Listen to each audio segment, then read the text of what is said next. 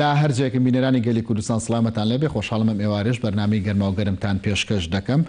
سبەینێ یادی 29 ساڵی ڕاپەڕینی هەولێرە. ئەو ڕاپەڕینەی یەکێتی نیشتیمانی کوردستان پشتیوانی کرد لە سەرانسەری کوردستاندا و توانیان لە ماوەیەکی کەمدا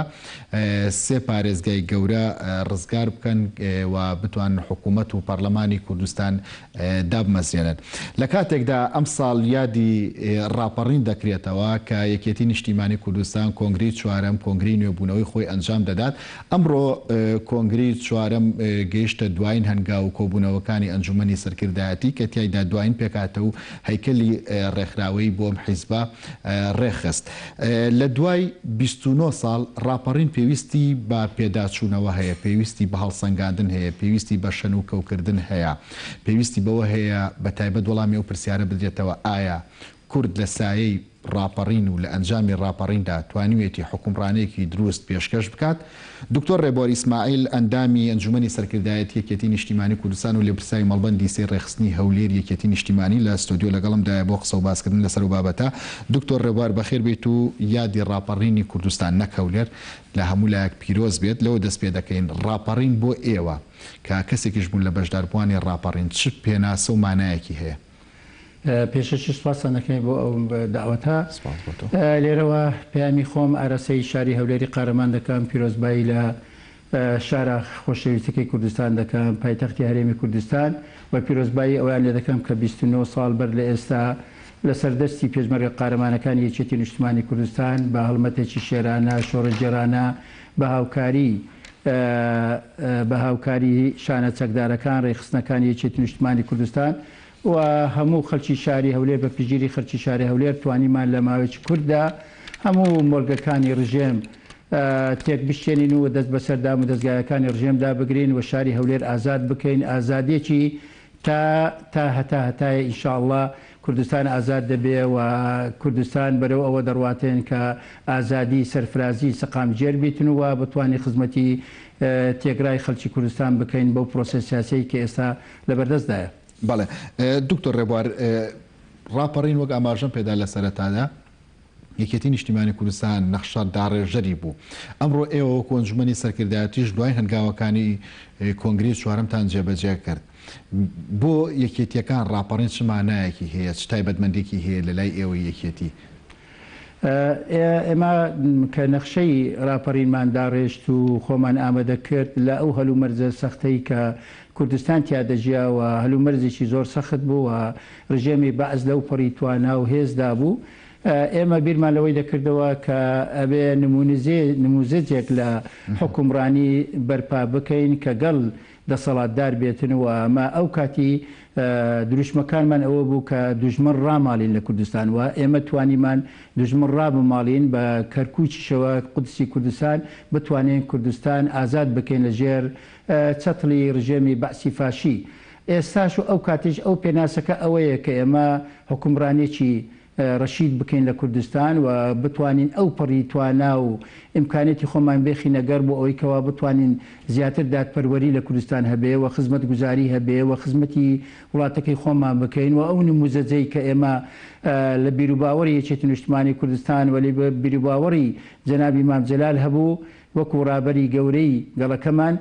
ئێمە هەوڵمان بەردەوامە بەوەی کەوە حکومەتێکی شەفاف، حکومەتێکی بەتوانە و سەقامگیر و ئارامیەکی جوان ببەخشێ بە خەڵک و ئەو پەڕی ئازادی دموکراسی بۆ خەڵک دابین بکاتن و هەرچی داهاتی هەرێمی کوردستانی هەمووی کۆ بکرێتەوە بە شێوەیەکی زۆر دروست و ڕێک و پێک بتوانین ئەم داهاتە دا ببەزێتە خوارەوە بچێتن خزمەتی خەڵک بکە و کوردستانی پێ ئاوەدان بکرێتەوە و کوردستانی پێ بینا بکرێتەوە بۆ ئەوی بتوانین دێهاتەکان ئەو دێهاتانەی کە سەنگەری قارەمانەتی هێزی پێشمەرگەی کوردستان بوون کە هەوێنی ڕاپەڕین بوون، جوتیارەکان ئەوانەی کە دۆستی ڕاستەقینەی هێزی پێشمەرگەی کوردستان بوون کە دام و دەستگایەکانیان تێکشکان ئێمە بتوانین کوردستان دێهاتەکان زیاتر ئاوەدان بکەنێ، زیاتر پرۆژەی تیا هەبێتن و زیاتر ئاوەدانی تابێ ئەوەی کە ئێستا کرا زیاتر بکرێ و لە شارەکانی کوردستان بکەنین نموزەجی شارە جوانەکانی ناوچەکە هەم لە هەرێمەوە لە پایتەختی هەرێمەوە کە هەولێرە اینجا شارە خۆشەویستەکەی کوردستان سلێمانی، اینجا شاری دۆک، شاری کەرکوک، شاری هەڵەبجا و تێگرای شارەکانی کوردستان ئاوەدان بێتەوە نموزەجی ئاوەدانی و نموزەجی دیموکراسی و نموزەجی دادپەروەریتیا بەدی بکرێتن. بەڵێ ئەم ئامانجانەی کە باس دەکرد چەندی جێبەجێ کراوە چەندی ماوە؟ بەشێکی گرنگی ئەمە بەشی گرنگی ئەوەی کە زۆر خەتەرناک و ترسناک بوو. خۆمان دەزانین ترسێکی گەورە لەسەر هەرێمی کوردستان هەبوو، لەسەر گەڵی کورد هەبوو. کورد دەیانویست کورد جینۆساید بکەن، کورد بە یەکجاری جینۆساید بکرێتن و لە خەریتەی سیاسی کوردستان بسرێتەوە. ئەوەی حیزبی بەعەس کە هەیبوو تەرحیل و تەهجیر و تەبعیسی کە بەرنامەی بوو کە ئەمە ئەو بەرنامەمان تێکشکان. ئێستاش پاژماوەی بیرکردنەوەی شۆڤێنیەت لە عێراق داماوە، هەوڵەدەن کە هەرێمی کوردستان ئەو ئاوادانی کە ئێمە دەمانوێت، ئەو ئازادی کە ئێمە دەمانوێت، ئەمە بربەستێکی گەورەی لە بەردەمە کە ئەم بربەستە کە هەوڵەداتین کە ناوچە دابراوەکان نەگەڕێتەوە سەر هەرێمی کوردستان و ئاوادانی نەچێتەوە ناوچەکانی تر و ئارامی ئیستقرار لە هەموو ناوچەکان دابین نەکرێتن. بۆیە ئەمە هەوڵمان بەردەوامە. ئەوەی کە کردومانە کە ڕێژەیەکی باش لە ئاوادانی هاتۆتەوە پێشە. خۆمان دەزانین ئێمە خەونمان بۆی دەویست کە ئاڵای کوردستان ببین. کەچی ئێستا ئاڵای کوردستان هەیە شەکاوەیە لەسەر هەموو بارەگایەکانی فەرمی حکوومەتی هەرێمی کوردستان. حکوومەتی هەرێمی کوردستان ئەزمونێکی جوانی هەیە و پەرلەمانی کوردستانی و کوردستان پەیوەندێکی زۆری لەگەر وڵاتانی دەرەوەیە و وڵاتانی دەرەوە زۆر بە گرنگیەوە سەیری هەرێمی کوردستان دەکەن و هەرێمی کوردستان نەبوویتە دەوڵەتێکی سەربەخۆ، بەڵام نیمچە ئازادیەک و سنگێکی سیاسی گەورەی بخۆوە گرتووە لە هاوچەشە سیاسەکانی ناوچەکە سیر دەکەی. هەموو وڵاتان گرنگی بە هەرێمی کوردستان و پەیوەندیان لەگە هەرێمی کوردستان و ئێمە پەیوەندێکی تۆڕێکی پەیوەندی زۆر گەورەمان هەیە لەگەر وڵاتانی دەرەوە. ئەمەی کورد ئێستا پاسپۆرتی هەیە، کورد ئێستا زمانی کوردی بوویتە زمانی ڕسمی لە عێراقدا و ئێمە بە ئازادی دەتوانین مەتارمان هەیە، دەتوانین بە ئازادی سەفەر بکەین. ئەم ئازادی و ئەم بوژانەوەی کە ئێستا لە هەرێمی کوردستان هەیە خۆشتان دەن لە ڕووی ئیستثمارەوە سیر کە هەولێر یەکجار ئیستثمارێکی گەورەی تیا، شاری سلێمانی، شاری دوهۆک، شارەکانی تری هەرێمی کوردستان ئیستثمار وە بوویتە بناغەی ئاوەدانی لە هەرێمی کوردستان و هەرێمی کوردستان ئاوەدانێکی یەکجار گەورەی بەخۆدە لە ڕێگایوانەوە لە ئاوەدانی خانی و جێ و نیشتێژێبوونە لەمانەیە لە پەروەردەیەکە لە سێکتەری پەروەردەیە لە سێکتەری خوێندنی باڵایە چەندەها زانکۆ لە هەرێمی کوردستان کراوەتەوە کە ئەمە هەمووی هەنگاوی گەورەیە. شاری سلێمانی بۆ نمونە بینەوە دەتوان پلەی یەکەمی هەیە لە ڕێژەی هەژاری، پلەی یەکەمی هەیە کە بەرزترین ینی کەمترین پلە هەژاری لە شاری سلێمانی. شاری سلێمانی شارێکە کە ئاوەدانی و هەزارەتێکی جوانی پێشکەوتی سەقافی تایە بوویتە پێشنجی هەموو شارەکانی عێراق لە کوردستانیش و لە هەرێمی لە عێراقیشدا. قسەکانمان زیاتر با لەسەر ئەدای حکومڕانی بێ لە کوردستانە. ئێوە پێتان وایە ڕاپەڕین ئامانجەکانی لە حکومڕانیە هێنایە دی حکومڕانێکی سەرکەوتوو پێشکەشکرا لە کوردستاندا؟ راپەڕین تاکە ئامانج نییە. راپەڕین تاکە بە هەنگاوێک بوو بەرەو ئاوەدانکردنەوەی کوردستان، بەرەو ئازادی کوردستان، بەرەو سربەخۆی کوردستان. سربەخۆی کوردستان لە ئارەدایە، ئازادیمان هەتا هەتێک سەقامگیر کردیە و ئاوادانیشمان بەرقرار کردیە لە هەرێمی کوردستان بەپێی ئەو هەلومەرجەی کە ئێستا لە هەرێمی کوردستان و لە عێراقدا هەیە. خۆتان دەزانێت ئێستا 40 ملیۆنیەکی گەورە ئێستا لەگەر عێراقدایە لەگەر حکوومەتی ناوەندی فدرالی لەسەر بودجە، لەسەر مستحقاتی هەرێم، لەسەر مەسلەی پێشمەرگەیە، لەسەر قانونی نەفت و غازە، لەسەر کۆمەڵێک پرسی گرنگ هەیە لە بینی ئێمە و لە بینێ حکوومەتی فدرالی. تاکو ئێستامە بەردەوامی لە گفتوگۆیەکانمان هەوڵ دەدەین کە زیاتر بگەینە ئامانجی زۆر ڕێکوپێک و کۆتایی پێبینین. لەبەر هەندێک ئێمە سیر دەکەین هەم ئاوەدانی کوردستان ئەمە هەنگاوی یەکەمی ڕاپەڕین بوو، ئازادی بۆ هەرێمی کوردستان ئەمە هەنگاوی ترمان بوو، سربەخۆی کوردستان هەرێمی دو ئامانجی ڕاپەڕی لەبەروی ئامانجەکانی ڕاپەڕین بەردەوام دەبێت. ئێمە بەردەوامی لەسەر خەبات و تێکۆشانی لەسەر ئەم ڕێبازی جەنابی مام جەلال و بەردەوامی لەسەر ڕێبازی خەباتی شەیدان. هەنگاوەکانی ڕاپەڕین ئامانجەکانی ڕاپەڕین بەردەوامە بن. خاڵەکەیە دابدرێت و ئیتر لێرە ئامانجەکان بەدی هاتن و مام جەلال وتەنی لەسەر چەپکە گوڵی سەرکەوتن بخەون لە خەبات دەخەوتن نییە. لە خەباتدا خەوتن نییە، بەردەوامبوونە لە خەبات، بەردەوامبوونە لە ئاوەدانکردنەوە، بەردەوامبوونە لە بەرزەسەی ئازادیەکان بۆ هەموو تاچی کوردستان، خوشکان، ژنان، بۆ لاوان، بۆ خوێنکاران. ئەم پرۆسەیەکی بەردەوامە، راپەڕین بەردەوامە، راپەڕین خاڵێک نییە لە شوێنەکە کۆتایی پێبێتن و ئیتر بوەستین برێن ئەمە تا تەواو کۆتایی بێمە لە سەری بخەوین. ئەمە بۆ بەتایبەتی بۆ نەوەکانی تازە، بۆ نەوەکانی تازەی کە ئێستا گەنج و لاوان و خوێنکاران و ئیتر ئەم جیلە تازەی کە ڕۆشنبیر و هوشیار کە ئێستا دێنە پێشەوە، ئەمە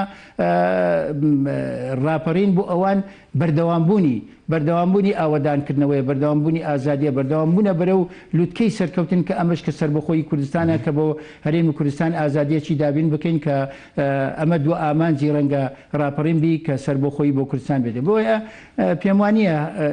خاڵێکە بێت کە خاڵی ئەوەیە کە کۆتایی بە راپەڕین بێتن و کۆتایی بێت. لەبەری پرۆسەس سیاسەکە بەردەوامە و ئێمە لە خەباتی تێکۆشانی خۆمە بەردەوام دەبین. ئەو ڕێبازەی کە یەکێتی نیشتیمانی کوردستان سەرەتای شۆڕشی نوێ و نوێبوونەوە دەستی پێکردیە، ئەمە بەردەوام دەبین. ڕەنگە ئەمەش لە پەیرە و پرۆگرامی یەکێتی لە کۆنگرەی چوارە زۆر بە ڕوونی ئاماژەی پێکراوە لە بەردەستی هەموو هەواڵێکە کە بیخوێنێتەوە، لە بەردەستی هەموو هاوڵاتێکی هەرێمی کوردستانە کە بە وردی بیخوێنێتەوە کە یەکێتی نیشتیمانی کوردستان لە کۆنگرەی چوار. ئەمە دەستپێکی ئاوەدانی دەبی، دەستپێکی راپەڕین دەبی بۆ ئەوەی کەوا بتوانین بەرەو زیاتر سەقامگیری ئازادی و ئاوەدانی و ئارامی لە کوردستان دابین. دکتۆر ڕێوە، لەگەڵ هەموو ئاماژە دیار و گەشەی راپەڕین کە ئاماژەت پێدا، لە دوای 29 ساڵ هەندێک کەس سنگلەیان هەیە، بەشێکی زۆری کۆمەڵانی خەڵک لەوانەیە لە کادری حیزبەکەی خۆتەوە دەست پێ بکات. دوای 29 ساڵ خەڵک کێشەی کارەبای هەیە، خەڵک کێشەی موچەی هەیە، خەڵک کێشەی هەندێک خزمەتگوزاری دیکەی هەیە کە پێی نەگەیشتووە. ئێوە لە سەرکردایەتی یەکێتی و بەشێکی گرنگ لە حکومڕانی ئەم وڵاتە چۆن وەڵامی خەڵک ئەدەنەوە، چۆن کاریان بۆ دەکەن؟ پرسیاری خەڵک و ڕخنەی خەڵک و سرنجی خەڵک لە جێی شوێنی خۆیەتی. ئێمە خۆتان دەزانێت ئەم قۆناغانەی کە هەرێمی کوردستان پێ تێپەڕی کردووە لە هەندێک کاتدا نەمانتوانین موچەی خەڵک بدەین. هەرێمی کوردستان نەیتوانیە لەگەر بەغا بگاتە ئیتیفاق زۆر هەوراز و نیشێومان بینیوە. سەردەمانێک بوجە لە بەغا داهاتوانیمان یارمەتێکی باش، هاوکەرێکی باش و بتوانین موچەی چاک بۆ خەڵک دابین بکەین و لە پەرلەمانی هەرێمی کوردستان چەندەها بڕیاری دەرچوو کە دەرماڵە و شتی بۆ کەم ئەندام و بۆ خەڵکی کوردستان دابین کرد. بەڵام لە کاتێکدا کە سیر دەکەی ئێستا کە قەیران ڕوبەڕووی عێراق دەبێتەوە، ڕوبەڕووی ناوچەکە دەبێتەوە، خۆتان دەزان هەرێمی کوردستان ڕوبەڕووی ئەم قەیرانانە دەبێتەوە. بۆیە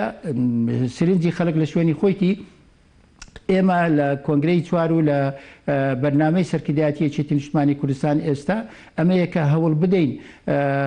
میزانی بودجەی کوردستان بە شێوەیەک دابڕێژین کە زۆر پابند نەبێ بە مەسەلەی نەوتەوە، ئێمە پابند بین بە نەوتەوە، پابند بین بە بەغاشەوە. هەوڵ دەین ئێمە داهاتی کوردستان لە زەریبەیە، لە کوشتتوکاڵە، لە بازرگانیە، لەمانەیە بتوانین هەرێمی کوردستان لەسەر بناغەیەکی بتە و ئابووری کوردستان بینا بکەن و ژێرخانی کوردستان زیندوو بکەینەوە و لەوەشەوە بتوانین ئێمە کەمتر پابند بین بە مەسلەی نەفتە. لەبەرەوەی مەسەلەی نەفتە بین ئێستا ئەمڕۆ نەفت بوو بە $30، کەمتر لە $30. عێراق تەنیا عێراق 50 ملیار دۆلار زەرمەندە، نەقسی میزانی هەیە $50 ملیار کە ڕەنگە عێراق نەتوانی موچەی فەرمانبەرەکانی خۆی دابین بکاتن بەم شێوەیە. ڕەنگە ئەمەش چەند ڕۆژێک بخانەوە، ڕەنگە دووبارە بۆی ئەم نەخۆشەی ڤایرۆسێک کە ئێستا وڵاتی تۆ ڕەنگە ئیتر بازار ببوژێتەوە و زیاتر تەڵەب لەسەر نەفت دەست پێ بکاتەوە و سەری نەفتەکە زیاد. لەبەرەوەی ئەم زیادە و کەمە لە بودجەی خەڵکە لە میزانەی هەرێمی کوردستانە، ئەمە کارێکی هەتا برێن کارێکە چاوەڕان کراوە و ئێمە وەکو یەکێتی نیشتیمانی کوردستان ئەو تیمەی کە لە حکوومەتی هەرێمی کوردستاندایە ئێمە ئیش لەسەر ئەوە دەکەین کە بتوانین هەرێمی کوردستان پشت بە کشتتوکاڵ و بە بازرگانی و بە ئاوەدانکردنەوەی تری زەریبە و بەوانە ببەستن بۆ ئەو قەیرانانی کە ڕوبەڕمان بێتەوە بە ئەوانە چەند. یەک لە مەسەلەی موچەی خەڵک دابین بکەین، دوو لە مەسەلەی ئەوەی کە ئاماژەت پێکرد مەسەلەی کارەبا. مەسەلەی کارەبا مەسەلەیەکی زۆر گرنگە لە هەرێمی کوردستان. کارەبا هەر لە زمانی حکومەتی بەعسەوە تاکو ئێستا کارەبا لە ئەزمێکی قوڵدایە و حکومەتی عێراقیش لە ئەزمەدایە. حکومەتی عێراقیش هەوڵی داوە کارەبا لە ئیران بکرێەوە، ئێمەش هەوڵماندایە کارەبا لە وڵاتان بۆ هەرێمی کوردستان دابین بکەین و هەوڵێک دراوە کە کۆمەڵێک پرۆژەی کەرتی تایبەت کراوەتەوە لەسەر مەسلەی کارەبا کە کارەبا بۆ خەڵک دابین کرد و بژانەوەی هەرێمی کوردستان لەسەر کارەبایەوە زۆربەی سەکتەری کارەبا سەکتەرێکی زۆر گرنگە لەگەر زیادبوونی ڕێژەی دانیشتوانی خەڵک کە زیاتر داواکاری لەسەر کارەبا زیاتر دەبێتن بۆیە ئێمە بەرنامەمان وایە کە یەکێک لە بەرگەکانی کە تایبەت بە ئاوەدانکردنەوەی کوردستان و چاکردنی وەزعی هەرێمی کوردستان ئەوەیە کە کارەبا بۆ خەڵک دابین بکەین کە لە پرۆگرامی یەکێتی هاتووە ئەبێ لە داهاتووی حکومت ئێمە هەوڵ بدەین کارەبایەکی ئەوەی کە بە تاقی شەمسی یان بە تاقی کارەبا یان بە تاقی عزووی کە ئێستا لە دنیا باوە بۆ هەرێمی کوردستان دابین بکەین و هەرێمی کوردستان لەم ئەزمەی کارەبا ڕزگاری ببێت. بەڵێ دکتۆر ڕێبوار نەخشە ڕێگای ئێوە وەکو یەکێتی نیشتیمانی کوردستان بۆ بەدیهێنانی ئاماجەکانی ڕاپەڕین چیەوە بە تایبەت ئەمە بە دیاریکراوی قسە لەسەر کۆنگری چوار یەکێتیکەین لە پەیڕۆ پرۆگرامی یەکێتیدا لە پرۆگرامی ئەم حیزبەدا کە تا کۆنگری داهاتوو کاری پێدەکرێت نەخشە ڕێگەتان چیە بۆ ئاماجەکانی ڕاپەڕین؟ دوای کۆنگرە ئێمە بخۆتان دەزانین ئەنجومەنی سەرکردایەتی یەکێتی کۆبەوە و ئێمە توانیمان هەیکەلێتی ڕێکخراوەی خۆمان دابڕێژی و ئێستا ئێمە ڕەنگە لە بەیانی دوو بەیانەوە دەست بە کار دەبین بەرنامەی کارمان دەبێت بەرنامەی کاری ئەم هەیەتێک کە کاری یەکێتی نیشتمانی بەرنامەی یەکێتی نیشتمانی لە ئەستۆدا جێبەجێ بکاتن پرۆگرامی یەکێتی جێبەجێ بکاتن یەکێک لە ئەرکە گرنگەکانمان ئەوەیە کە تیمی حکومەتمان بەهێزبی بەتوانا بیتن و چاو خشانەیەک بە تیمی حکومەتدا بکرێتن و ئێمە لەگەر لایەنەکانی تری لە حکومەتی هەرێمی کوردستان ئێمە دەبێ هاوتەبابین و قسە لەگەرێک بکەن گفتوگۆ ئەوەی بکەین کە هەرێمی کوردستان ئەبێ زیاتر حکومەتێک بێ کە توانای کۆکردنەوەی داهاتی باشتری هەبێتن و باشتر داهاتی هەرێم کۆ بکرێتەوە و زیاتر مەسلەی گەندەڵی لە ناو حکومەتی هەرێم بە شێوەیەکی چاک و دروست و بەپێی یاسایەکی کە ئێستا لە هەرێمی کوردستان لە بەردەستدایە ئەمە بکرێتە بەردامە ئیشی لەسەر بکرێتن ئەم زیادە مەساریف و ئەم گەندەڵی کە لە ناو حکومەتی هەرێمی کوردستاندا هەیە ئەمە کۆ بکرێتەوە ببێتە داهاتێکی گرنگ لە بەردەستی حکومەتی هەرێمی کوردستان بۆ ئەوەی کە حکومەتی هەرێمی کوردستان ئەمەی هەمووی بەکاربێنێتن بۆ نەخشە ڕێگایە کە زیاتر ئاوەدانی و گرنگی بە سێکتەرەکانی وەکۆی باس کرد بە کارەبایە بە بژانەوەی کشت و کاڵە بە کۆمەڵێک مەسائلی تر هەیە ئەمانە بکرێتن بۆ ئەوەیکەوە ئێمە لەم قەیرانانەی کە زاربەزار ڕووبەڕیمان دەبێتەوە لەوە ڕزگارن ئەوە نەخشە ڕێگای یەکێتی نیشتمانی کوردستانە کە ئێمە بە شێوەی وەکو برەی مانشێت بۆ باز دەکەم تەفاسیلەکەی چکو لە بۆ هەر سێکتەرێک لە سێکتەرەکان ئێمە بەرنامەی تایبەتمان هەیە بەڵام بە شێوەی گشتی خاڵی گرنگ ئەوەیە کە داهاتی هەرێمی کوردستان کۆ بکرێتەوە بە شێوەی چۆرەکوپێک بە زیاتر گرنگی پێ بدرێت و ئەم گەندەڵەی کە لە ناو حکومەتی هەرێمی کوردستاندا ئەمە کۆ بکرێتەوە ئەم زیادە مەساریفەی کە دەکرێتن کە بوویتە ئەرک لەسەر حکومەتی هەرێمی کوردستان کە میزانیش تەشغیلی پێدەرێن ئەمە کەم بکرێتەوە و زیاتر بچێتە بواری ئاوەدانکردنەوە بواری بژانەوەی هەرێمی کوردستان زیاتر میزانی هەرێمی کوردستان لە بوارە بەکاربێتن. دکتۆر ڕێبوار بڕیار بوو ئەنجومەنێک لە ناو ئەنجومەنی سەرکردایەتی دروستکە بۆ چاودێری کارەکانی حکوومەت هەرچەندە خۆی یەکێتی خۆی بەشێکە لە حکوومەت و چاودێریشە ئەم ئەنجومەنە دروست ئەکرێ یاخودەرک و جاران چاودێری کارەکانی حکوومەت دەکەن. ئێستا بۆچینی ئێستامان فەرقی لەگەر بۆچوونی پێشتر وا بوو کە ئێمە مەکتەبێکە بێتن یانەوەتە بۆردێکە بێت بۆ چاودێریکردنی حکومەتی هەرێمی کوردستان بەڵام ئێستا نە ئێستا ئێمە سەرکردایەتی بە هۆرد و هاوسەرۆک لەگەر دەستەی کارجە لەگەر مەکتەبی سیاسی هەمومان گرنگی بە مەسلەی حکومەت دێن دەبەر حکومەت مەسلەیەکی گرنگی زۆر ینی پێویستی ژیانە ناکرێتەوە حکومەت بە بۆردێکە یان بە مەکتەبێکە چاودێری بکرێت بگرە ئەمە بە شێوەیەکی گشتی یەکێتی نیشتمانی کوردستان هەموو خۆی تەرخان دەکات بۆ مەسلەی حکومەت و بژانەوەی باری ئابووری خەڵکی کوردستان و ئاسایشی خەڵکی کوردستان و ئارامی و سەقامگیری ئارامی لە هەرێمی کوردستان ئەمە کارێکی زۆر گرنگی گشتی یەکێتی نیشتمانی کوردستانە نەک بۆردێکە یان مەکتەبێکە و هەروەها گرنگیدان بە مەسلەی پەیوەندەکانی ئێمە لەگەر حکومەتی ناوەندی فدرال کە ئەمە مەسلێکی زۆر گرنگە چکۆ ئابووری هەرێمی کوردستان لەگەر ئابووری عێراق جیا ناکرێتەوە ئەمانە هەمووی چەمکی گرنگی بەرنامەکاری یەکێتی نیشتمانیە کە لەگەر پەرلەمانتارەکان ستافی پەرلەمانتار ستافی ئەوەی کە لە حکومەتی هەرێمی کوردستان ئەو ستافەی کە لە بەغداددا هەیە لە حکومەتی فدرالدا ئەم دوو ستافە هۆردێک بەیەکەوە لەگەر دەستەی کارجە لەگەر مەکتەبیسە لەگەر هۆرد و هاوسەرۆک ئەمە بەرنامەی کاری یەکێتی لە ئەستۆی ئەواندایە کە جێبەجێ بکەن ئەمە زۆر بەڕوونی لە پرۆگرامی یەکێتی هاتێ لە پەیڕەوی یەکێتی هاتێک کە ئەوانە بەرپرسیانن بە شێوەی گشتی هەردوو هاوسەرۆک لەگەر دەستەی کارجە لەگەر مەکتەبی سیاسی لەگەر تیمی ئێمە لە حکوومەتی هەرێمی کوردستان لەگەر تیمی ئێمە لە پەرلەمانی کوردستان لەگەر تیمی ئێمە لە حکوومەتی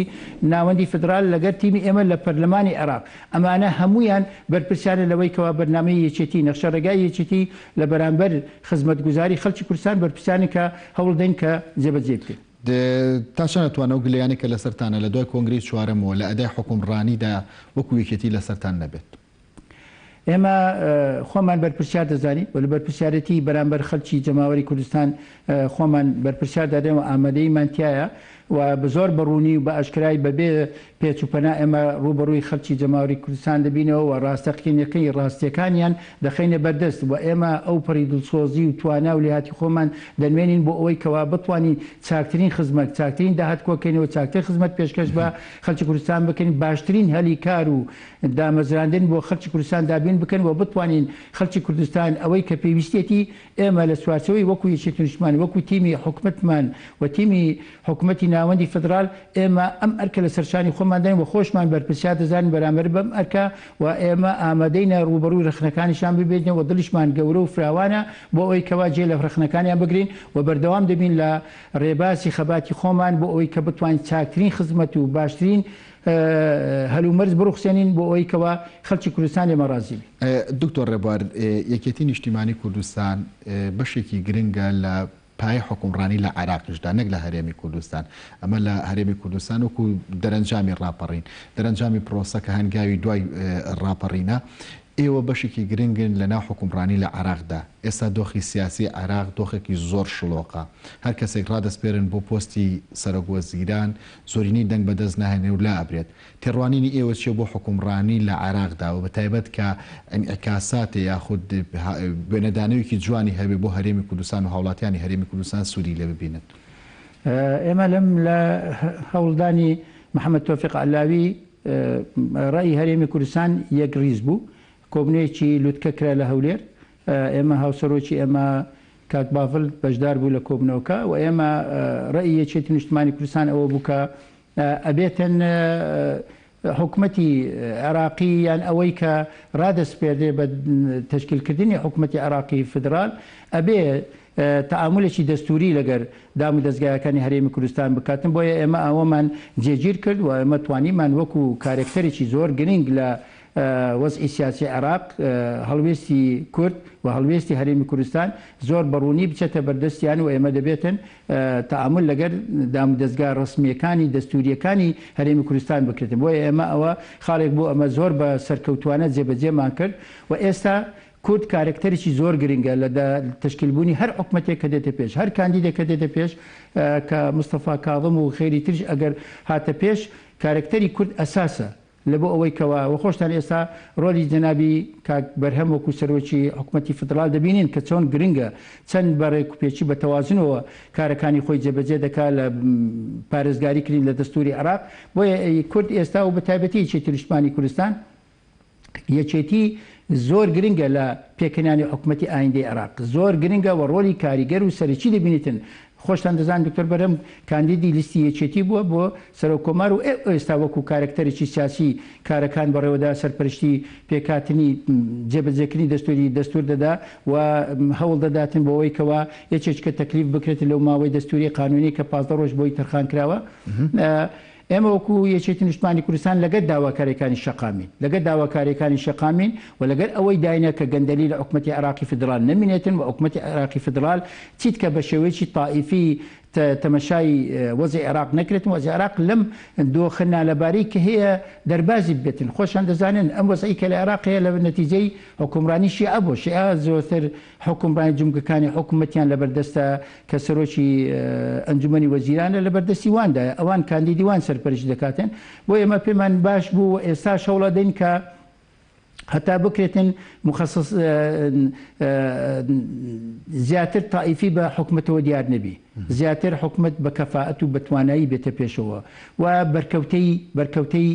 پێکاتەکانی عێراق لەبەر چاو بژیرێتن و هەوڵ بدەین بەڕاستی حکوومەتێک بێتە پێش لەم وەسع نالەبارەی کە عێراقەیە تێپەر ببێتن کە ئەمە قۆناغشی ڕەنگە زۆر گرنگە وەرسەرخانێکی زۆر گرنگە حکوومەتی عراقی بتوانیتن لەوە دەرباز بێ لەم چەند ساڵی کە ئێمە لە علاقەیەکی داخراوی دێن و دەڕۆین دێن و دەڕێن چەند حکوومەتمان تشکیل کرد بەڵام نەمانتوانی هەنگاوێکی گرنگ باوێنێ پێش ئیستقلالیەتی عراق بۆ پارێزین و حکوومەتێک لە عێراق بەرپا ببیتن کە بتوانیتن ئارامی لە بۆ خەڵک دابین بکەوە ملیشیا نەمینێتن لە عێراقداوە بوژانەوەیکی گرنگ بێتە ناوە مستحقاتی هەرێمی کوردستان مادەی ١ لە ناوچە دابراوەکانە جێبەجێکردنی دەستورە قانونی نەفت و غازە ئەوانەیە لە حکوومەتی عراقی بەڕاستی جێبەجێ بکرێن نەک ببینێتەوە وەکەوەیکەوە حکوومەتەکانی تر تەعاملیان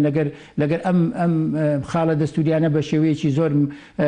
مەرن کردن و دوور لەوەیکەوە لە مەسئولیتەوە لێ ئێمە چاوەڕانی وای دەکەن حکوومەتی دی حکوومەتێکی بەتوانابی حکوومەتێکی کاریگەر بی حکوومەتێک بێ کاریگەری هەبی لەسەر ئابووری عراقدا و بتوانانی عراق بەرەو ئارامی بڕا بەرەو جێگەرەوە بتوانانی مافی مرۆڤ لە عێراقدا بین بکرا بە تایبەتی لە بەغا و لە جنوب ئەو ناوچانەی کە ئێستا زۆر میلیشا و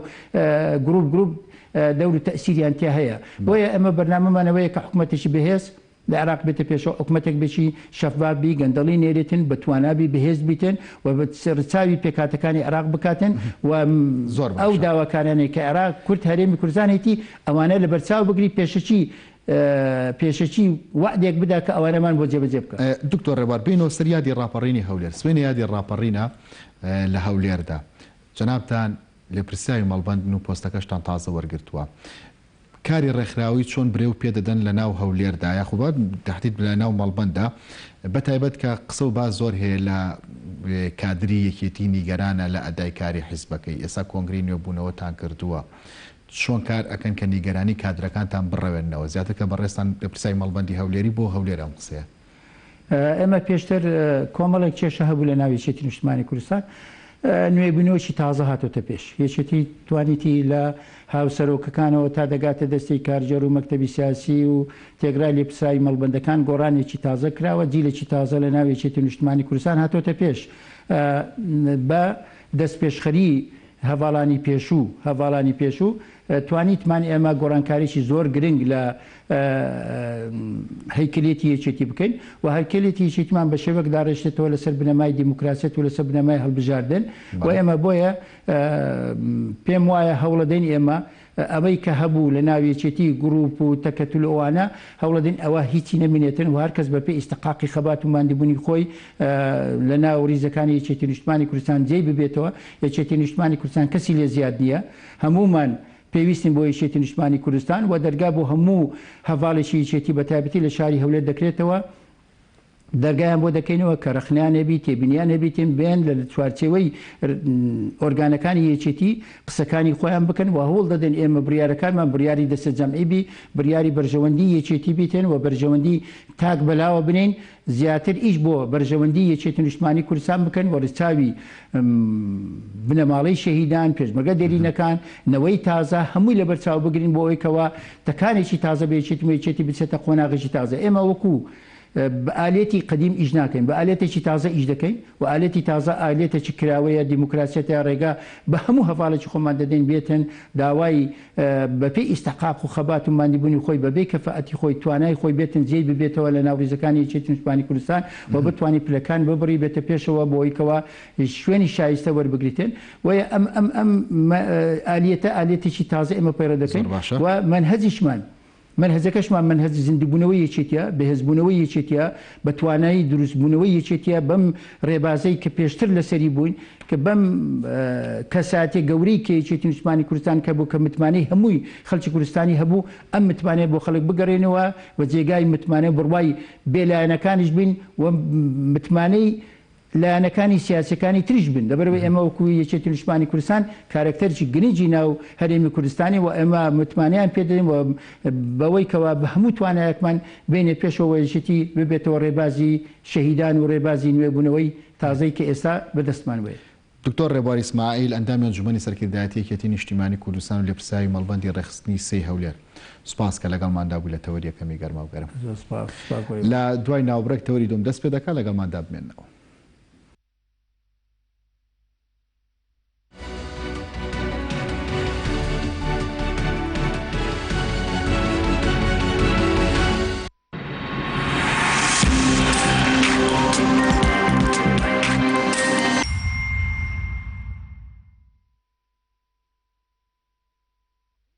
ئۆفرێکی ناوازە لە قەیوان سیتیەوە. ئێستا لە قەیوان سیتی ببە بە خاوەنی شوقەیەکی کۆڵەتی بەرز و سەردەمیانە. پەلە بکە و سوودمەند بە لە ئۆفەری کڕینی شوقە بە قیستی 6 ساڵ. ڕوبەری شوقەکان 180 مەتر دووجایە. پێکهاتووە لە 3 ژووری نووسن، ژووری میوان و نان خواردن، 2 موشتەمەلات، گەنجینە، مەطباخ، 3 باڵکۆن کە بەسەر دیمەنی جوانی شاری سلێمانی داڕوان. باڵەخانەکانی قەیوان سیتی سیستمی ئاگرکوژانەوە و غاز و سەتەلایتی مرکزی تێدایە و 2 ئاسانسۆر بۆ هەر باڵەخانەیەک دانراوە و تێیدا ڕەچاوی بەرزترین کاریگەریەکانی بوومەلەرزەکراوە. تەواوی باڵەخانەکان بە مەبەستی پاراستن لە سەرما و گەرما بە کەرەستەی گونجاو ڕووپۆش کراوە. ئەم دەرفەتە لە دەستخۆت مەدە و لە قەیوان سیتی بە پێشێکێکی گونجاو و بە قیستی درێژخایەن ببە بە خاوەنی شوقەیەکی هاوچەرە.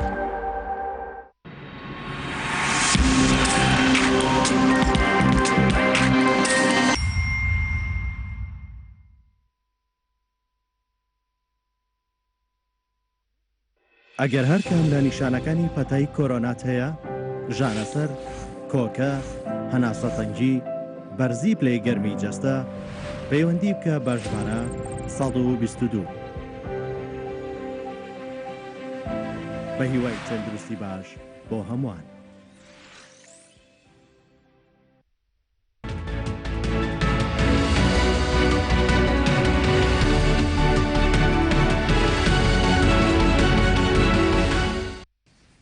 جارێکتر سڵاوتان لەبێ خۆشەویستان، چەند ڕۆژێکە نرخی نەو لە بازارەکانی جیهان ڕووی لە دابەزینێکی خێرا کردو. لەگەڵ ئەم خێرا دابەزینەدا ئەمڕۆ چەند دۆلارێکی چووە سەر. ئەمەش کۆمەڵێک فاکتەری لە پشتن دیارترینیان ڤایرۆسی کۆرۆنایە کە ماوەی چەند مانگێکە سەری هەڵداوە لە چینەوە هاتۆتە ئێران و ئێرەی گرتوۆتەوە و لە ئیتالیا ژمارەکە زۆر ئەبێ و لە ئەوروپا و بابتایبەت لە وڵاتانی بەریتانیا و ئیسپانیا کۆرۆنا لە گەشەدایە.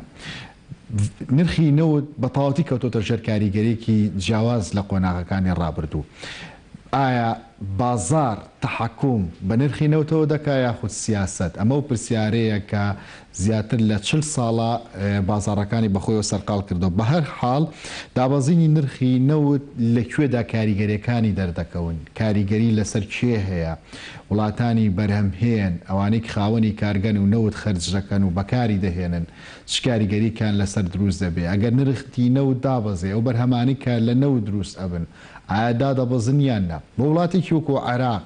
کە زیاتر لە سەتانەوەی پشتی بە داهاتی نەوت بەستووە چ کاریگەریەکێ بێت. دکتۆر کامەران قادر مامۆستای زانکۆ لە تەوەری دۆمی گەرما و گەرم لەگەڵمدایە گفتوگۆ لەسەرم بابەتە دەکەین. دکتۆر بەخێر بێت. بۆچی نرخی نەوت بۆ خێراییە دابەزی؟ بەڵێ طبعاً ئەبێ ئێمە بگەڕێنە بۆ سەرەتا ئایا نرخی نەوت لە 5 ساڵی ڕابردووە چۆن بووە، بۆچی دابەزی، هۆکارەکانی چی بوو؟ لەبەر ئەوەی کە بەرهەمهێنان زیاتر بوو لەو خواستێکە لەناو بازارە هەبوو. ئەمە ئەوە بەڵام ئەمەیان چارەسەر کرد تا ڕادەیەک چارەسەریان کرد ئەو ڕێکەوتنە بوو کە لێنەوان رووسیا و سعودیە بوو بۆ کەمکردنەوەی بەرهەمی نەوت. باشە ئەم حاڵەتە لە 2016 و 15 ڕۆیشت هەتا 2019 و 2020 بەڵام لە 2000 لە کۆتایی 2019 حاڵاتێکی تر بەسەر جیهان هاو کە ڤایرۆسی کۆرۆنا بوو تەئسیری لە بەرهەمهێنانی ئەو وڵاتانە کرد کە نەوتێکی زۆر بەکار ئەهێنن. یەکێک لەوانە سین بوو. مەسەڵەن طبعاً وڵاتانی تریش تەئسیر تێکردو بەڵام سین بە ڕێژێکی زۆر تەئسیر تێکردووە و خواست لەسەر نەوت کەم بوو. کە خواست لەسەر نەوت کەم بوو سعری نەوت لە نزیکەی لە نێوان 65 بۆ 70 دۆلارەوە دابەزی بۆ نزیکەی 50 دۆلار. لەم حاڵەتەیە مەسەڵەن لەبەری سعودیە زۆرترین بەرهەمی ئەفرۆش بە ڕۆژهەڵاتی ئاسیا لە نێویانە سین بوو. لەبەرەوە داوای لە رووسیا کرد کە لەبەرەوەی کە خواز لەسەر نەوتکەم بۆتەوە ئێمە پێویستە ڕێژەی بەرهەمێنانی نەوتکەم بکەینەوە بۆی کە عەرز و تەڵەبەکە یا خواست و خستن ڕوو یەکسان بێ و سعر دانەبەزێ. بەڵام دیارە ئیتر لەو کۆبوونەوەی کە لە چەند ڕۆژی ڕابردووە لەگەڵ رووسیا کردیان رووسیا ڕەتی کردەوە کە ئەو بەرهەمەی کە هەیەی کە 11 ملیۆن و 300 هزار بەرمیلە لە ڕۆژەکە کە هەناردەی ئەکات کەمی کاتەوە. طبعاً سعودی داوای لێ کرد کە بازار پێویستی بەوەیە نزیکەی 1,500,000 بەرمیل لە ڕۆژەکە کەم کرێتەوە. و سعودیە و ئۆپیک واتە کە سعودیە لیدەری ئۆپیکە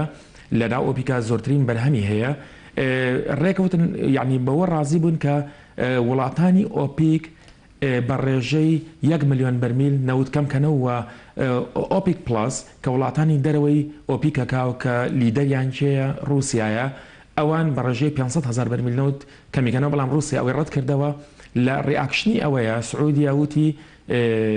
باشە کەواتە کە تۆ ڕێناکەی کەواتە منیش بۆم هەیە چەند نەوت بفرشم ئەیفرشمەوە لە یەکی چوار و تەطبیق یەکەم یەکسەر بەم هەواڵە نەوت نزیکەی 20-25 دلار دابەزی بەینە ئەمە هۆکاری سەرەکی دابەزینی نرخی نەوت بوو لەم چەند ڕۆژێک لە تیۆرە ئابوووریەکانە خواست تەحکوم بە نرخەوە ئەکا پێ دوایە بۆ نەوتیش هەر خواستە یاخود بابەتەکە سیاسی بێت طبعا لە ڕووکەشە خواستە بەڵام بابەتی سیاسی زۆر لە پشتەوەیە و ئێستا تێنشنێک هەیە و تەوەترێک هەیە لە نێوان سعودیا و رووسیا لەسەر مەسائلی سووریا طبعا سعودیا ئەوێت مەسەلەن هۆکارە ئابوووریەکان بەکاربێنێ لە بۆ یەکلایکردنەوەی گەمە سیاسەکان ڕاستیەکەی هەرچەنە ئێمە خۆمان نامانێ خۆمان بین لە مەسەلی سیاست بەڵام ناتوانین بەبێ اقتصاد یعنی لێکدانەوە بۆ اقتصاد بکەی بەبێ سیاست بەڕاستی بەڵام ئێستا ڕووکەش وا دیارە کە سعودیا داوا لە رووسیا ئەکات کە بڕی بەرهەمێنان کەمکەنەوە بەڵام لە ڕاستیە ئۆڤە سەپلای هەیە واتە ئۆڤە سەپلای واتە بەرهەمێکی زۆر لە ناوبازار هەیە کە نافرۆشرێت بۆچی نافرۆشرێت لەبەر ئەو مەسەلەی کۆرۆنا ڤایرۆس نافرۆشرێت بۆچی لەبەری کۆرۆنا ڤایرۆس تەسیری لەو کۆمپانیانە کردووە کە نەوت بەکار ئێهێنن واتە ئەو کۆمپانیانی کە لە وڵاتانی بەکارهێنی نەوتن ڕاستیەکە لە ڕووکەشە ئاوایە بەڵام تەسفی حسابی تریتی ئەکرێت لە بینی رووسیا و سعودیا هەر لەبەرەوەیە کێشەکانیان بۆ چارەسەر نەبوو بەڵێ لە دیوە دیارەکەیە ئەوانەی کە زەرە دەکەن دیارە کە وڵاتانی بەرهەمهێنن بە ڕووکەش ئەوە دیارە ئەوانەی قازانج ئەکەن چیان طبعا ئەوانەی خۆی لە ڕاستیە وا دیارە کە ئەوانەی قازانجەکەن وا دەرەکەی بڵێن خەڵکی ینی خەڵکی ئاسایی وای ئەبینێ کە ئەوانەی قازانجەکەن ئەو کەسانن کە ئەو وڵاتانن کە نەوت ئیسرا دەکەن بەڵام لە ڕاستیە بە دیوێکی تررا دابەزینی نرخی نەوت بۆرسەی مەسەلەن داوجۆنسی دابەزان بۆرسەی نازداکی دابەزاند لە ئەڵمانیا لە فەڕەنسا لە لەندەن لە ئەمە ئەم بۆرسانەی هەموو دازان لەبەری ئەو شەریکاتە گەورانی کە لە بواری نەوتە ئیشەکەن ئەوانیش زەرێکی یەکجار زۆرەکەن ئەو شەریکاتانە پاریان وەرگتووە لە ستۆک ئەکسچێنج مەسەلەن لەو بازاری دارایی وڵاتە پێشکەوتوەکان ئەم لەوە لە مستەقبەلا مەسەم وەکو شێڵ ئەگەر وا نەوت بەم سەعرە بێ نەتوانێت بەردەوام بێ زەرەرەکەەوە زەرێکی زۆرەکە بۆ وڵاتانی خۆی و بۆ ئەو وڵاتانی تریش کە ئەم قەرزی لێکردون یعنی بە دیوێکی ترە نەوت تەنها ئەوە نییە لە 100 قازانج هەبێ بۆ دەوڵەتانی کە ئیسرادی نەوت دەگەن بەڵام ئەگەر بیتە سەر تەصفیح بیتە سەر حسابی بکەیت چەنە لەم لازەرەکە بۆ نمونە بۆ یەکێکی وەکو ئەڵمانیا چەنە لەم لازەرەکە و چەنە لەولا قازانجەکات حتمما دابەزینی نرخی نەوت لە ساڵحی اقتصادی ئەڵمانیە بۆ نمونە بەڵێ دکتۆر کامەران ئەگەر بین قسە لەسەر عراق بکەین عراق لە پێشەکە ئاماژەم بۆدا کە لە زیاتر لە سەتانەوە پشت بە داهاتی نەوت دەبەستێت ئەم دابەزینی نرخی نەوتە کاریگەرەکانی بۆ عراق لەکوێدا دەرەکەوێت و ئەمڕۆ لە کۆبوونەوەی ئەنجومەنی وەزیرانی حکوومەت هێرێمی کوردستانێکیش لەو بابەتانێکە قسەی لەسەر کراوە لێکەوتەکانی دابەزینی نرخی نەوتەکەوای لە حکوومەت کردووە کە خەرجە ناپێویستەکان کەم بکاتەوە یاخود بیوەستێنێت بۆ عراق کاریگەرەکانی لەکوێ دەرەکەوێت بەڵێ خۆی کارەساتەکە لێرەیە نرخی نەوت تهدید دەکرێت لەلایەن بازاری عالمیە واتە لە دەسەڵاتی عراق نییە بە چەند بیفرۆشێت لەبەرەوەی عراق تەنها یەکێک لە بەرهەمهێنەکان و لەوانەیە لە 5 بەرهەمی هەموو عالم پێک بێنێت کەواتە ناتوانێت تەسیر لە سعر بکات بەڵام کەواتە شتێکە لە دەرەوە بۆ من هاتووە واتە بەڵام بۆ سەر عراق بەڕاستی کارەساتبارە لەبەرەوەی یەکێکی وەکو سعودیە کوێت ئیمارات هەنێ دەوڵەتی تر لەوانەیە ڕزێرویان زۆر بێت لەوانەیە احتیاطاتی دۆلاریان زۆر بێت پێشتر ڕزێرویان کرد بێت خسەیڤیان کرد بێت بەڵام بەنسبەت عراقەوە ئەو ڕێژەی زۆر کەم هەیە یعنی لە دەوروبەری 6 ملیارد دلار هەیە کە ڕێژەیەکی زۆر کەمە ئەمە تەنها دایناو بۆ پاراستنی پارەکەی بەڕاستی عراق ئابووری عراق لەژێر هەڕەشەی داڕمانێکی زۆر گەورەیە لە ماوەی 6 مانگە ئەگەر نەوت لە خوار 40 دلارەوە بێ بە تاواتی داڕمێ بە کوردستانیشەوە يعني كارثاتي زور رؤيا كدا أرميت شيء رؤيا يعني مثلا يشكل لو أنا دولار زور برز بيتوا يشكل لو أنا دولار برز نبيتوا مقابله وحكم ناتوانت التزاماتي خوي برامبر بنفقاتي برامبر بو نفقاتي كدولة هيتي أنجامي بعد مثلا أجر حتى نفقاتي يعني استخلق لو أنا خمي أوي بك معاشك ورجري وري نجري بلام أو باش يجيب شيء مسألة كي باش جبرك أوي كاستثمارات كما بيتوا كاستثمارات كم هو معدلاتي بطلع زياك كمعدلاتي بطلع زياك ولاد أجاويتي أكيد تنها أولية كحكمة تنها معاش بات اي باشا استثمارات شيلي اكي اي باشا او استثمارات شيلي كلقل بردوامي واتا بيندي بردوامي جاني مروفكانه وهيله وكو خسخانه ومكتب امانه هم ابي بوسنه براسي غماني شمله وهي حكومه عراقي وحكومه هرمي كردستان شفتانه معاش بباشي بات اتواني بيا بس لواني بباشي نتواني بيا اگر 6 مانگ اول اخوات $40 يعني کەمتر بێت بەداخەوە یعنی ئێستا هەواڵەکان وایە کە لێکی چوارەوە سعودیا ئامادەیە لە 9 ملیۆن و 700 هزار بەرمیلەوە بیکات بە نزیکەی 12 ملیۆن بەرمیل لە داخی یعنی لە دژی ڕکەبەرەکەی کە رووسیا ژەڵێ من توانام هەیە 200 هزاری تر زیاد بکەم مەسەلەن ئەگە ئەم ڕکەبەریە زیاد بێت بۆ عێراق زەرەری زۆرە زیاتر بەڕاستی ئابوووریەکەی ئەو لێکەوتێ قسێکی لەسەرکەن یەکی چوار چاوەڕوانەکرێت ڤایرۆسی کۆرۆنا بە جۆرە لە زۆرەکان کۆنتڕۆڵ بێ بازارەکانی چین ببوژێنەوە پێ دوای ئەگەر بازارەکانی چین بژایەوە نرخی نەوتیش بخۆی بەرزەبێتەوە بە هێواشی حتى بازارەکانی چین لەم قۆناغەیە بەرز بێتەوە مادام رووسیا و سعودیا بەنیازی ئەوەن ئەگەر بەنیازی ئەوە بنی ئێستا لە لێدوانەکانیانەوە دەرەکەوێت کە بەنیازی ئەوەن تاقەی ئینتاجی نەوت بەرزکەنەوە ئەگەر حتى لە سینیش مەسەلەی کۆرۆنا تۆزێک هێواش بێتەوە بەڵام مادام بەرهەمێنان زیاکەن بەڕاستی تەسیراتێکی وای نابێت ناچێتەوە سەر $70 چۆن لەبەرێکە لە بودجێ عێراقا بە $56 حساب کراوە بەڵام ئێستا تۆ ئێستا حالیان کە هاتین بە $36 ئێستا من تۆزە لە من پشتێرم کرد باشترین نەوت بە $36 نەک نەوتی عێراق برنت کە باشترین نەوتە بە $36 بوو نەوتەکەی تر کە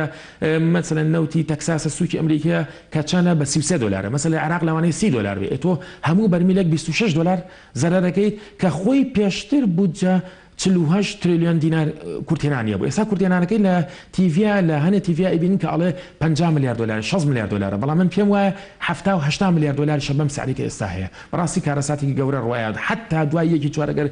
کۆرۆناش کەم بێتەوە ئەگەر هاتو ئینتاجاکە نەخێر بە هیچ شێک بەڵام ئەگەر هاتو رووسیا و سعودیا ڕێکەون لەسەر سەقفێکی بەرهەمێنانی نەوت ئەو کاتە ئەتوانین بگەڕێنەوە بۆ کوێ بگەڕێنەوە بۆ لە نێوان $55 بە $65 ئەوش ئەو کاتە ناگەڕێنەوە بۆ ڕەنجێکی باشە بۆ عێراق بۆم قۆناغە ڕەنجێکی باشە هەرچەنە معدلاتی پەتاڵی ڕاستی شەشەکانی بەس چارەسەر نابێت بەس التیزاماتی خۆی ئەتوانێت جێبەجێ کات بەرامبەر بە معاش خۆران لەم حاڵەتەیە بەڵام ئەگەر بێت بە $30 ئێستا ئێمە لەم لەولای گوێمان لێ کە ئەڵێن ئەتوانین مەسەلەن معاش بێن ئەتوانین وا بکەین نەخێر ناتوانن حتا ئەگەر عێراق بتوانێت ئەبێ چی ئەبێ بەشەکەی هەرێم ببڕێ ئەنجا ئەتوانێت خۆی ئەو پارەیە بێت ئەگەر بەشەکەی هەرێمیش بێرە واتە کێشەکەی نەقلەبێتەوە بۆ هەرێم دیسانەوە هەرێم ئیشەکانی بە سێقات و چوارچە ئەکەوێتەوە سەر یعنی وەکو 2016 حەفە نابێت چونکە بەڕاستی 2016 نەوتی کەرکووکمان بەدەستەوە بوو کولفەی بەرهەمێنانی کەم بوو بەڵام ئێستا نەوتی کەرکووکیشی بەدەستەوە نەماوە تەنها نەوتی خۆ بەدەستەوە ماوە نەوتیش خۆشی کولفەیەک جار زۆری هەیە بۆ حکومەتی هەرێم لە بازاریشان نرخی زۆر کەمە نەوتی هەرێمی کوردستان ئەوە جگە لەوە لە بازارە وەکو خۆیان ئێمە نازانین بەڕاستی داتامان لەلا نییە بەڵام خۆیان ئەڵێن $10 کەمتر ئەیفرۆشین واتە ئەگەر بە $36 بێ ئەمان بە $26 فرۆشن $26کەش ئەگەر پرۆدەکشن شێرینگ کۆنتراکت بێواتە ئەو کۆمپانیا لە سەر بەرمیلێک بەر ئەگەر وا بێت ئێمە تەڵان کۆنتراکانمان لەلا نیە نازانین تەفاسیلی نازانین چێ لەبەریکە مەسائلی نەوتی هەرێم زۆر شەفاف نییە مەسەل ئەگەر وا بێت لە سەر بەرمیلێک بەریەیە مەسەلەن لە بەرمیلێک $5 ئەو کاتە لە نزیکەی $15 بۆ $20 بۆ مێنێتەوە کە بەڕاستی زەربی $450,000 و $450,000 بەرمیلی بکەی ڕۆژانێ نێردەرەوە ناتوانێت تەختەی نیوەی معاش هەرێمی کوردستانیش پێ بکات. دکتۆر کامەران ئەم دابەزینی نرخی نەوتە کاریگەری لەسەر بەهای دیناری عراقیش دروست دەکات بۆ ماوە درێژ بەڵێ چۆن مەسەلەن ماوەی 6 مانگ لە خوار $40 بێت حکومەتی عراقی خۆتان ئابووری ناسەکان ئەزانن کە ڕۆژانە $150 ملیۆن خاتە بازارەوە تەمان یەکشەمە بە پیانشەمە هەموو ڕۆژە $150 ملیۆن خاتە بازارەوە ئەم بڕەپارێ لە بانکی مرکزیە تەمان بای ئەوە ناچێت ئەگەر نرخی نەوت نزم بێ بای ئەو ناچێتە ناو بانکی مرکزی ئەگەر بای ئەو ناچێتەوە ناو بانکی مرکزی وردە $10 بانکی مرکزیە کەمە بێتەوە کە کەم بۆ بانکی مرکزی $1 لە بانکی مرکزی ئەو کاتە ناتوانێت یارمەتی دیناری عراقی بە ئەو کاتە ترسەکە ئەوەیە کە دیناری عراقی بەرز بێتەوە واتە دیناری عراقی بەرامبەر بە $، کە لە خەڵکی وای پیاڵێن واتە دیناری عراقی قیمەتەکەی لە دەست با و بچێتە 200,000 و لەوانەیە زیاتریش ئەگەر هاتو بەم حاڵە بەردەوام بێت. بەڵێ عراق ناتوانێت لە ڕێگەی سیاسەتی ئابووریەوە سیاسەتی نەختی یاخود دارایی خۆی تێپەڕێنێت لەم دۆخە هەندێک هەنگاو بگرێتە بەر طبعا لا ابو دو جور سياسات مان هي او سياسه ما باسين كلمه سياسه او سياسه نيه قبلين كباسه كري لسياستها هي اما سياسه الريابه مع رنج ريجي استراتيجي بابلين طبعا السياسات النقديه وماليه مان هي ابو لە کاتی خۆیان پێشوی نەوت دابەزی ئەم سیاساتی نەقدی و مالیە بەکاربێن بۆچی بۆ هاندانی کەرتەکانی تر بەڵام بەداخەوە یعنی ئەو شتە حکومەتی عراقی ئەو شتانەی نەکرد ئەویش هەر سیاست زاڵە بەسەریا بۆ لەبەرەوەی کە ئەو کوتلە سیاسانی کە لە بەغایە هەن هەموو کوتلەکان یعنی تەسیراتیان ئەبێ بۆ سەر ئابووری ناسەکان کەوە ئاڕاستی بودجە ئەگۆڕن و لەبەر ئەوەن لەم قۆناغەیە بەڕاستی سیاساتی مالی و نەقدی ئەبێ سیاساتی تەقەشەفی بکەن تۆ پێشتر تۆ پێشتر ئەبینی کە ئابوووریەکی زعیفمان هەیە بەتاڵەیەکی زۆر هەیە ئێستا سیاستی تەقەشەفی بگریتە بەر ئەو کاتە خەڵک لێت هەڵەسێ لەبەرەوە کە سیاسەکان بۆی کە خەڵک لیان هەڵەسێ ناتوان ئەو سیاساتی مالی و نەقدیە بە باشی پەیڕۆ بکەن لەبەرەوە کە لە ئەوڵەوە غەڵەتەکەی خۆیان بۆ کە چۆن مالکی لە 159,000 دلارەوە دلار گەیاندە 120,000 ئێستا تۆ بێ باجەکە بێ ئێستا تۆ کەواتە بێ دلار فڕۆشی بە 120,000 تۆ ناتوانین دەستکاری سیاساتی نەقدی مالی بکەی ئەگەر دەستکاری سیاساتی نەقدی بی بۆ نمونە ئەبێ دلارەکەی بە 180,000 باشە دلارەکەی بە 180 مستەوا عامی ئەسعار یعنی ئاسێکی شتێن خەکان بەرز بێتەوە لەو کاتە کە بەرز بوو ئەو کاتە ڕێژەی هەژاری زۆرە بێت کە ڕێژەی هەزاری زۆر بوو طبعاً ڕێژەی بەتاڵەش زۆر ئەبێت و سێقەیە بە ئەم ئابووریە ناکرێت و نسبەتی استثمارات کەمە بێتەوە ڕاستی کارەساتێکی زۆری بەدواوە ئەبێت. دکتۆر هەر پرسیارە لەسەر و بابەتە نیکە پەیوەندیە بە بەرزبوون و دابەزین هەیە هەڵبەز و دابەزەکان هەندێک کاڵا هەیە بە خێرایی زیاد دەکات دوای بەهێواشی دابەزێتەوە بۆ نمونە نەوت بە پێچەوانەوە زۆر بە خێرایی دابەزی بەهێواشی سەرەکەوێتەوە لە ڕووی ئابووریەوە شکارێکی بۆ کرێت. طبعا اكسبكتيشن زۆر مهمە تەوەقعاتی مثلا ئێستا خۆ جارە نە سعودیە ئینتاجی زیاکردووە نە لە رووسیا بەس ئەوە نەوتیان ئێمە ڕێناکەوین هەر ئەوە نەوتی ئێمە ڕێناکەن 120 دلار دابەزی 25 دلار دابەزی جا بۆی کە بزان ئایا وەزعەکەت چۆنە ئەو کەسانی کە مثلا ئەو پسپۆڕانە یا ئەو چاودێرانی کە چاودێری ئەواکەن ئایا نرخی نەوت لە چ قۆناغێکایە و بە چ قۆناغێکی پەڕێ ئەبێ سەیری قەراراتی ئۆپیک و ئۆپیک پلس بکەن واتە ئەوانەی کە لە دەرەوەی ئۆپیکەن بزان قەراراتیان چۆن ئەبێت لەبەرەوە وردە و دەبەرزبێتەوە بەڵام ئەم بەرزبوونی کە ئەمڕۆ ڕوویاوە تەنها تەوازنێکی بچووکی بازارە یعنی هیچ تر نییە هەتا قەرار نەدرێت لەلایەن رووسیا و سعودیاوە کە ڕێکەون بە هیچ شێوێ ناچێتەوە سەر 50 دلار. دکتۆر کامەران قادر مامۆستای زانکۆ سوپاس کە لەگەڵمان دەبووی. ئێوەش خواتان لەگەڵ.